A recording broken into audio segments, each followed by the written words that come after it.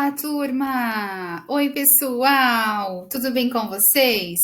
Espero que sim, que todos vocês estejam bem e saudáveis, né? E também realizando as atividades de português. E aí, responde para a Profinéia, como está a sua letra? Está caprichando no livro, no caderno de atividades? Está organizado? E os erros ortográficos, você está corrigindo? Lembrem-se, alunos, é bem importante esse processo de correção. Quando nós escrevemos uma palavra errada, corrigimos, ou também quando temos dúvida ao escrevê-la e vamos procurar a grafia correta delas, nós estamos aprendendo também e aprendendo de uma forma que não vamos esquecer. Ou seja, vai ficar mais fácil para nós gravar. Então, não tenha preguiça. Corrija, confira, se você tiver dúvida, pesquise para você aprender também, ok? Muito bem. Então, na aula de hoje, nós vamos corrigir as atividades da aula anterior, que a prof deixou para vocês realizarem, na página 184. Vamos lá? Acompanhem com a prof, então. Na aula passada, nós lemos e também compreendemos e realizamos a interpretação do poema narrativo O Relógio. Achei um relógio. Isso, a prof acabou esquecendo. Achei um relógio. Foi o poema narrativo que nós lemos e vocês deveriam responder as atividades. Então, vamos conferir se vocês acertaram as questões? Então, lápis e borracha na mão. Na página 184, vocês acompanharão a correção, então. Questão de número 2. A1, vocês deveriam conversar com alguém que estava do seu lado, e aí é uma resposta pessoal de cada um, certo? A questão de número 2, então. Quem são as personagens dessa história? As personagens são Janjão, o criado, e o patrão. São eles que aparecem, que estão citados como personagem nesse poema narrativo. A3, numere os fatos na ordem em que ocorrem. Então, vamos ver se vocês numeraram assim. A1, Janjão encontra um relógio e fica muito contente. 2, de repente o Janjão se dá conta de que não podia ficar com uma joia que não era sua. 3, Janjão procura o dono do relógio para devolvê-lo. 4, Janjão devolve o relógio ao criado que o havia perdido. Este, por sua vez, entrega-o ao seu patrão. Ficou legal? Foi assim que vocês realizaram, turma? Parabéns para quem acertou. Se não acertou, parabéns pela tentativa também. Arruma o que você errou e seguimos em frente. 4. Releia esta estrofe. Achei um relógio, gritava Janjão, pulando e cantando com ele na mão. Letra A. Circule a fala da personagem. Circulando a fala da personagem. Achei um relógio. B. Sublinhe a fala do narrador. Gritava Janjão, pulando e cantando com ele na mão. Essa é a fala do narrador. A C. Que sinal de pontuação marca a fala da personagem? As aspas, que são esses dois risquinhos que a gente viu aqui. D. Que outro sinal poderia ser usado? O sinal travessão. Qual é o sinal do travessão? Esse risquinho aqui. Qual é o sinal da aspas? Esses risquinhos. Opa! Deixa eu apagar aqui, não ficou legal. Então, vamos repetir aqui. Travessão. Travessão, aspas, quando começa e quando termina, certo? Muito bem, para vocês relembrarem. A 5. Quantos estrofes tem o poema? Quem lembrou o que era estrofe? Estrofes são o conjunto de linhas, certo? Então, quantas estrofes tem? 8. Quantos versos? Aqui no livro da prof está errado, né? Mas o de vocês está correto. Então, é versos. Quantos versos tem o poema? Tem o poema, né? Tem cada estrofe. Opa, errou aqui, né? Mas vamos lá. Todo mundo é ser humano, todo mundo erra. Então, essa perguntinha aqui, turma, a prova vai repetir. É quantos versos tem em cada poema? A resposta correta é 4, ok? A 6. Pinte as rimas no poema. Quais foram as rimas que vocês encontraram? Que estava rimando? Se nós voltarmos, então, lá para o nosso poema, vamos encontrar as rimas aqui, então. Nós encontramos rimas no segundo e no quarto verso. Achei um relógio, gritava Janjão, pulando e cantando com ele na mão.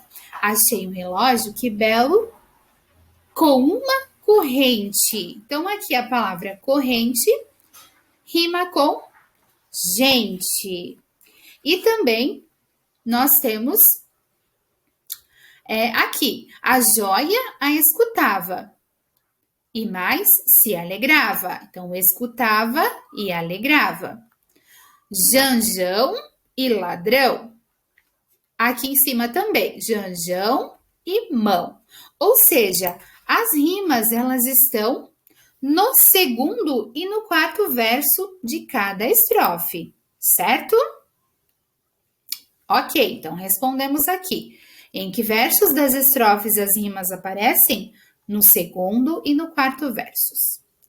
7. Na sua opinião, a história narrada no poema se passa nos tempos atuais?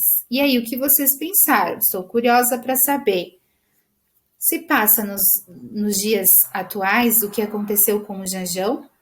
Mas acontece da mesma forma como ele resolveu o problema? Não sei, né, turma? A 8. Releia estes versos. Depois, leia a definição da palavra status. Achei um relógio com uma corrente. Que belo, que belo. Agora sou gente.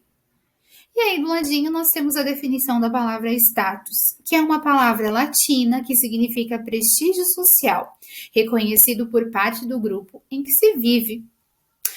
Então, ele mencionou que agora ele é gente, porque ele tinha encontrado um relógio de ouro. Então, ele passou a ser ou a fazer parte de um determinado grupo social que tem bastante dinheiro e consegue ter um relógio com uma corrente de ouro, né? Então, letra A. Considerando o significado de status, o que significa ser gente? Não ser um bicho? Ou ser uma pessoa respeitada? Vocês assinalaram que é ser uma pessoa respeitada. A B. Por que Janjão achou que era gente ao encontrar o relógio? Porque aquele relógio devia ser um relógio valioso na época e lhe daria prestígio, ou seja, somente as pessoas com muito dinheiro é que conseguiriam ter um relógio igual ao que ele encontrou. Então, ele diz, depois de encontrar o relógio, agora ele era gente. A 9. O narrador termina a história perguntando: não acham, meninos, esse ato bonito? Quem poderia ser meninos? O que vocês responderam? O narrador, quando expressa a palavra meninos no poema, ele está se referindo aos leitores, que somos nós, ou aos ouvintes da história, se alguém está ouvindo você ler ou você está transmitindo para alguém. Ok? Perfeito! Então, agora seguimos adiante para a nossa próxima atividade, que é aspas e travessão. É um assunto que vocês já conhecem, mas como a prof falou para vocês, sempre estamos aperfeiçoando e aprimorando os nossos conhecimentos. E já que falamos em aspas e travessão, nós encontramos no poema narrativo que nós lemos e até interpretamos, localizamos informações nele, indicação de fala, mas não a fala daquele conto que nós estamos acostumados a ver como travessão. Utilizou-se outro sinal de pontuação, que são as aspas, aqueles dois risquinhos quando começa e quando termina. Então, mas vocês sabem, quando nós utilizamos as aspas, ela não é só indicada para empregada para indicar fala, não. Ela é empregada para utilizar ou para indicar outras situações. Por exemplo, para isolar uma situação, uma citação textual, quando você está lendo um texto e um trecho foi retirado de um outro livro, de outro autor. Então, para colocar em outro texto, você precisa colocar o sinal de aspas também no começo e no fim da frase. Também é utilizada para isolar palavras ou expressões que não faz parte da cultura da norma culta, né? Quando você coloca em um texto gírias, expressões populares e outras situações. É utilizada também para mostrar que uma palavra está sendo empregada num sentido diverso do habitual, ou seja, quando você está utilizando uma expressão da língua portuguesa, como, por exemplo, quebrar a cabeça, quebrar um galho. Em um texto, você não vai colocar sem aspas, porque aí a pessoa vai traduzir para o sentido literal da expressão. E quando você utiliza aspas, aí você está dizendo que não é um sentido literal, é um sentido diverso, não é do habitual. Também serve para mostrar que uma palavra está sendo... Opa, essa prof já falou, né? Destacar uma palavra ou uma expressão, apenas para destacar, certo? Vou estar repetindo aqui. Número 1, então, que agora vocês irão resolver as atividades. Está pedindo para vocês reler essas estrofes retiradas do poema Achei um Relógio e numerar de acordo com a legenda. 1. Apresenta pensamento da personagem e 2. Apresenta a fala da personagem. E responder que recurso foi usado para indicar a fala e o pensamento da personagem. Que recurso que foi utilizado aqui? E para complementar nossos estudos sobre as aspas, tem um quadrinho verde que resume para nós de forma bem clara e objetiva para não esquecermos. Então, não esqueçam de grifar com um marca-texto aí no livro de vocês. As aspas, que são esses sinais aqui, são sinais de pontuação. Entre outros usos, elas servem para indicar a fala ou pensamento de uma personagem. Exemplos: achei um relógio, gritou o menino. Não sei se devo ficar com o relógio, pensou o menino por um momento. Então, não só fala, mas também pensamento. Olha que interessante, certo? Então, quando vocês forem criar uma história, podem colocar aspas, tanto para indicar uma fala, quanto para indicar um pensamento. A2, vocês irão ler o trecho retirado de um conto e vão sublinhar as frases que indicam a fala dos personagens. E como você chegou à conclusão? Tão diferente do poema narrativo do Janjão, este trecho de um conto, ele indica a fala da personagem por outro sinal de pontuação muito conhecido nosso, que é o travessão. E o travessão é um sinal de pontuação também, e que é utilizado nos diálogos para marcar a fala do personagem. Então, agora é importante, turma. Quando a fala do narrador entra junto à fala da personagem, o travessão é repetido no fim dela. Um exemplo: Senhor, meu tempo de serviço terminou, disse João. Então, quando nós colocamos uma fala e a fala do narrador entra junto à fala do personagem, nós colocamos o travessão no início e no final, para depois o ponto final, certo? A número 3.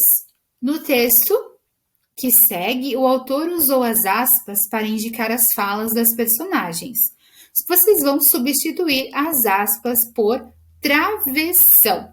Cuidem e prestem bastante atenção, tá? Nas características desses dois sinais de pontuação que nós acabamos de aprender. Ok, turma? Essas são as atividades do livro. Agora, a prof vai explicar para vocês o que vocês farão no caderno do escritor. Vou mostrar para vocês qual é o caderno do escritor. O caderno do escritor, alunos, é esse aqui, o verde, tá? Esse aqui é o de atividades e esse é o do escritor, ok? Então, vocês vão utilizar esse caderno do escritor na aula de hoje, na página 36, ok? A prof digitalizou as páginas para conseguir mostrar para vocês, porque nós não temos o encarte, o caderno do escritor digital. Então, para facilitar a minha explicação, a prof digitalizou as páginas aqui para vocês poderem me acompanhar, certo? E conseguirem também realizar as atividades. Então, vamos lá. Me acompanhem aqui, então. O que você irá fazer na aula de hoje do caderno do escritor? Da unidade 7, eu tenho direitos e deveres. Fala do narrador. Então, vocês irão colocar aqui a data de hoje. O que eu vou escrever? A fala do narrador para um diálogo. Quem vai ler? Meus colegas de classe. Onde vai circular? Aqui nós vamos compartilhar em uma aula online e não vai circular na sala. Então, um exemplo para vocês. Leia o texto. Cidinha gostava tanto de bicho que pedia emprestado o cachorro da vizinha, só para ficar dando voltas no quarteirão. Era como se o cachorro fosse dela. Num desses dias, a menina falou para o cachorro: "Ah, seria tão bom se você fosse morar lá em casa." "Também acho", respondeu uma voz bem fininha. A menina se assustou. A voz era de uma pulga que morava no cachorro. Mais que depressa, a pulga pulou para a palma da mão da Cidinha. Aceito o convite, menina. Já estou cansada de morar nesse cachorro pulguento. Então, vamos trocar algumas ideias para identificar algumas características do texto. Com quem a menina falou? E quem respondeu, turma? O que vocês identificaram? Ela falou com o cachorro. E quem acabou respondendo foi a pulga. Isso mesmo. Releia somente as falas das personagens. Você compreende o texto sem a presença do narrador? Fica quase impossível. O texto ficaria assim: "Ah, seria tão bom se você fosse morar lá em casa." "Também acho." "Aceito o convite, menina. Já estou cansada de morar nesse cachorro pulguento." Vocês conseguiriam entender do que está se tratando, do local onde elas estão conversando, quem está conversando com quem? Não conseguem, né? Então, a presença do narrador em um texto é muito importante. Número 2. Você e alguém aí da sua casa, que você vai pedir ajuda, vão escrever a fala do narrador para o diálogo a seguir. Mas, prof, eu posso fazer sozinho? Eu consigo fazer sozinho. Ótimo, parabéns! Pode fazer sozinho também, tá? O diálogo que vocês receberão é este daqui, do chinelo direito e o chinelo esquerdo. Percebam, vocês têm somente o diálogo, a fala do narrador não está presente. Então, quem fará e quem irá ser o narrador dessa história? Vocês, tá? O diálogo é assim: "Ei, chinelo, daqui a pouco seremos calçados. E não teremos tanto frio. Seremos esmagados. Assistiremos televisão. Ficaremos fedidos. Tomaremos um ar na sacada de janela. Teremos frio de novo. Olharemos as estrelas. Só se não chover. Isso não vai acontecer. Lá vem ela. Pezinho de donzela. Chulé de mortadela." Conseguiram perceber? Um é ranzinzo, o outro todo feliz. Então, e eles estão em que local? Com quem? O que eles estão fazendo? Quais são as características dele? Vocês irão mencionar aqui em forma de narração, ou seja, vocês serão narradores dessa história. Então, antes de começar, pense em algumas questões importantes. Sobre o que as personagens estão conversando? Então, vocês podem dizer isso lá no início da história de vocês. Quem são as personagens, apresentar as personagens, o local onde elas estão e sobre o que elas estavam discutindo, falando, conversando ou dialogando. Você acha que elas têm a mesma opinião sobre o assunto? Quem é o chinelo direito e quem é o esquerdo? Onde e quando você acha que as personagens estão conversando? Então, é bem importante essas questões aqui que o livro fez nós refletirmos. Elas deverão estar presentes no conto que vocês irão fazer a parte do narrador, tá? Importante, turma, façam primeiro um rascunho do texto e lembrem-se, a fala do narrador transmite ao leitor algumas informações, como onde e quando o diálogo acontece, quem são as personagens que dialogam, sobre o que elas falam, como elas são e como estão se sentindo e etc. E o que você quiser inventar aí para o seu conto. Eu iniciei um conto. Claro que vocês não precisarão iniciar da mesma forma que eu. Então, eu iniciei o meu conto assim, já como narrador, tá? Chinelo direito e chinelo esquerdo. Em uma bela casa de 2 andares, moravam também 2 chinelos, o chinelo direito e o esquerdo. Eu dei nome para eles, tá? Um era diferente do outro. Então, eu já comecei a falar sobre os personagens. Já falei onde eles estão e agora eu vou dar continuidade ao meu texto falando sobre o que eles estão comentando, onde eles estão. Será que eles estão no quarto? Porque aí ela vai levar para a sacada? Não sei, essa é uma criatividade de vocês. Antes de passar a limpo, verifiquem aqui se o texto de vocês contém essas informações. Você escolheu momentos adequados para inserir a fala do narrador? Informou onde e quando o diálogo aconteceu? Escreveu quem são as personagens e qual é o assunto discutido? Você falou das características das personagens? Se você só recebeu curtir, sim, você pode passar o seu texto a limpo aqui. Ok, turma?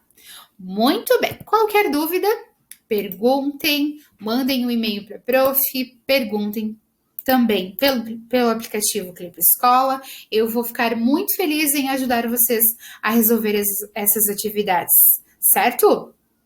Esse texto a prof vai pedir em uma aula online para a gente compartilhar, porque todos ficarão diferentes, apenas as falas que serão iguais, ok?